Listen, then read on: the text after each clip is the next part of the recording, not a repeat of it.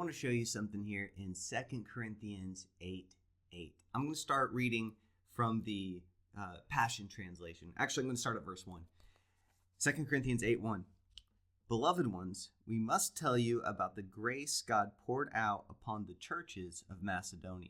So Paul is writing to the church at Corinth, and he's saying, hey, he's talking about a financial gift. So this is going to play into some generosity stuff here in a minute you need to see. But he said, hey, you started to give us a big gift. You said you were all in, and now he's talking to them about that financial gift. Beloved ones, I got to tell you about the grace God poured out upon the churches of Macedonia. For even during a season of severe difficulty, tremendous suffering, and extreme poverty, their superabundant joy overflowed into an act of extravagant generosity. Joy plays in more than we realize. Their joy overflowed into an act of extravagant generosity. I think that's very important. For I can verify that they spontaneously gave, not only according to their means, but far beyond what they could afford. They actually begged us for the privilege of sharing in this ministry of giving to God's holy people who are living in poverty. They exceeded our expectations by first dedicating themselves fully to the Lord and then to us, according to God's pleasure. That is why he appealed to Titus, since he was the one who got you started and encouraged you to give, so he could help you complete this generous undertaking on your behalf.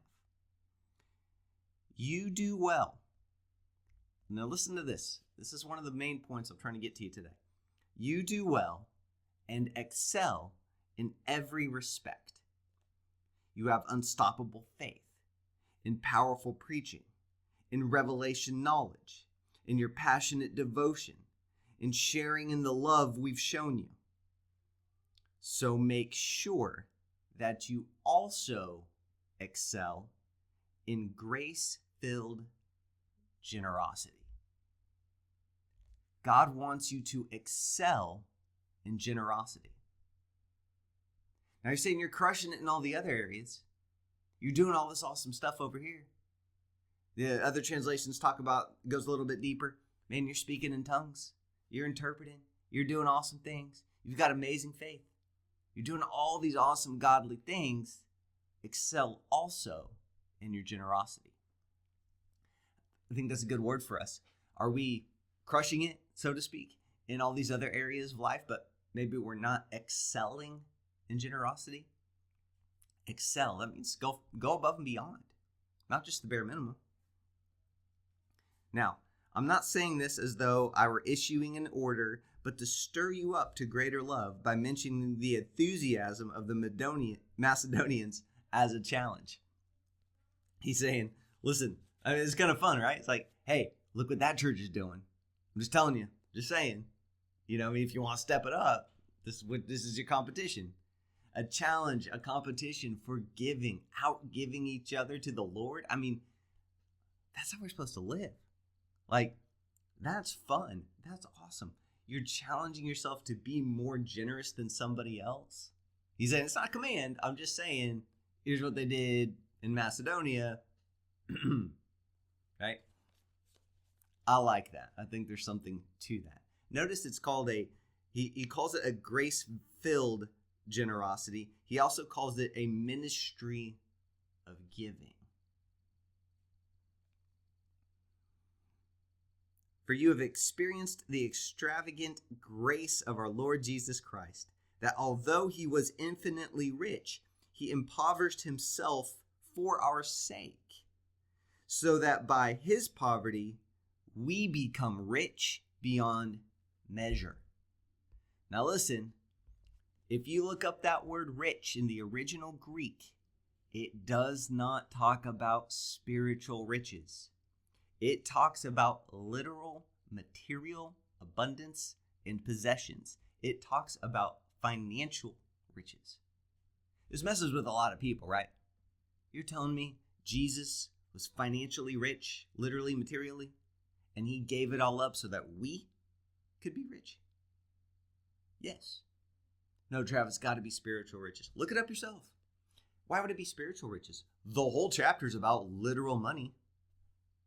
Why would it talk about literal money, literal money, literal money, spiritual money, literal money, literal money? And then you go to verse 9, all of it, literal money, literal money, literal. We've thought a certain way for so long without getting the word in us ourselves. See, listen, what it talks about, he impoverished himself for our sake so that by his poverty we become rich. It's talking about on the cross. He took our sins, because remember it says he fulfilled the curse of the law. And you can find a lot of what that is in Deuteronomy 28, verse 15 through 56. It goes through and talks about all the curses that came with breaking the law, the capital L-A-W, the old covenant law. And it kind of gets summed up, if you go read it, in poverty, sickness, premature or spiritual death. Well, it says Jesus came, and what he did on the cross fulfilled that, took away that curse portion. This is part of what it's referring to. He impoverished himself. He took our poverty on the cross so that we could be made rich. Don't take my word for it. Just look it up yourself. Use Strong's Concordance. Use blueletterbible.com. You can go and look up each of these words in the original Greek or Hebrew. All right, let's keep going. Actually, I want to read the footnotes here. From verse 7, this is where it says, you're doing well in every respect. Your faith, all these things. Notice the features of godliness in this verse that should be seen in our lives and ministries. 1, we excel in everything. That should be us. We should excel in everything that we do. 2, we have unstoppable faith.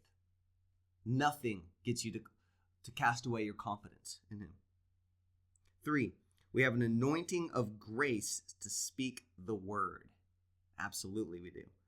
4, we have revelation knowledge. 5, we have passionate devotion. 6, we show love. And then 7, we are generous. We need to be doing all 7 of those things. Make sure you're not leaving one out. So here are my thoughts concerning this matter. Verse 10. And it's in your best interest. Since you made such a good start last year, both in the grace of giving and your longing to give, you should finish what you've started. How many things have we started that we haven't finished? I got some stuff. All right. This makes me want to go back and just do an inventory with the Lord. Lord, what have I started? You've told me to start a lot of things. What do I need to go finish? Verse 11. You should finish what you've started. You were so eager in your intentions to give, so go do it. Finish this act of worship according to your ability to give. Giving is an act of worship. It's one way that we show thanks, honor, love, and devotion to God. Giving. That's for somebody. It's not, oh, the church is just about money. No, you're looking at it wrong. You give according to what God tells you to give. 2 Corinthians 9:7. Just one page over tells us that. You give according to what's on your heart. You give where God tells you to give. Your tithes go to the ministry where you are fed spiritually. It's your local church as you're going to a local church. That's where we tithe, and we give above that and according to where he directs us. So when we do it this way and we excel in our giving, excel in our generosity, God's going to bless it. We don't need to be thinking, oh, that church is just about money. I don't know what they're going to do with the money. They're just going to do. Hold on. You just be obedient. You don't need to get to meddle in those things. That's between them and God. Your job is to be obedient. It's an act of worship. They're trying to take my money. No. It's an act of worship. For if the intention and desire are there, the size of the gift doesn't matter. Your gift is fully acceptable to God according to what you have, not what you don't have. I'm not saying this in order to ease someone's load by overloading you, but as a matter of fair balance. Your surplus could meet their need, and their abundance may one day meet your need. This equal sharing of abundance will mean a fair balance. As it's written, the one who gathered much didn't have too much, and the one who gathered little didn't have too little. It was talking about in Exodus. What I wanted you to see, we're going to hop over to 2 Corinthians 9:6. We'll wrap up here in just a minute. Here's my point. A stingy sower will reap a meager harvest. But the one who sows from a generous spirit will reap an abundant harvest. This is just the laws. This is just how it works. He's just saying, hey, guys, here's how it works. If you give with a stingy heart and stingy spirit, you're going to get a meager return. But if you sow, if you give from a generous spirit, one translation says an open-handed spirit, you give freely with an open hand, you will reap an abundant harvest. It'll happen. Not we'll see, not I hope. It will happen. Let giving flow from your heart, not from a sense of religious duty. Let it spring up freely from the joy of giving. It feels good to give. All because God loves hilarious generosity. This is where we get the scripture. God loves a cheerful giver. Yes, God is more than ready to overwhelm you with every form of grace so that you will have more than enough of everything, every moment, and in every way. He will make you overflow with abundance in every good thing you do. The generous God who supplies abundant seed for the farmer, which becomes bread for our food, is even more extravagant towards you.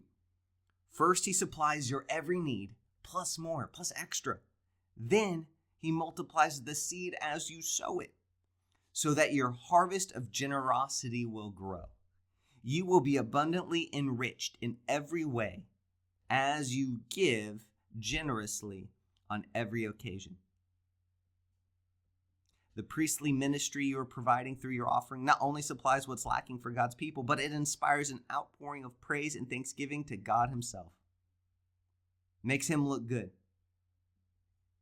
It causes other people to thank God. When you bless somebody, that person, they go to God and say, God, thank you so much. It makes God look good. Excel in generosity. Add this to your repertoire of all the amazing stuff you're doing for the Lord. Let's build this in.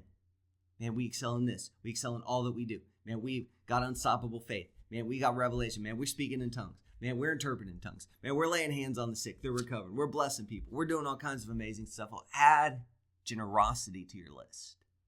Excel in it. Just like you excel at work. Excel in your business. Excel in your job.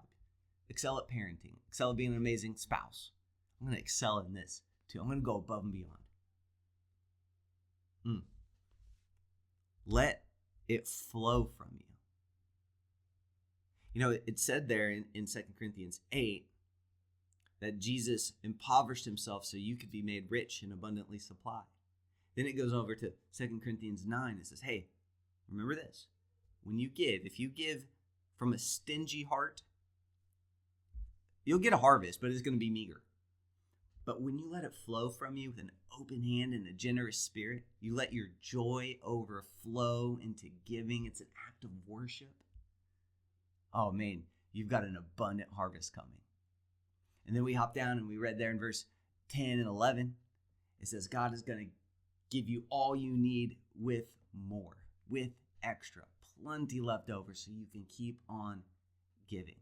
So we take him at that word. And then he says, when you give, man, it causes thanksgiving to the Lord. Take him at his word. You might be in a spot where God put something on your heart to give to somebody, or your church, or an organization, or a family. And you're like, it puts me in a little bit of a pinch. Hey, I know.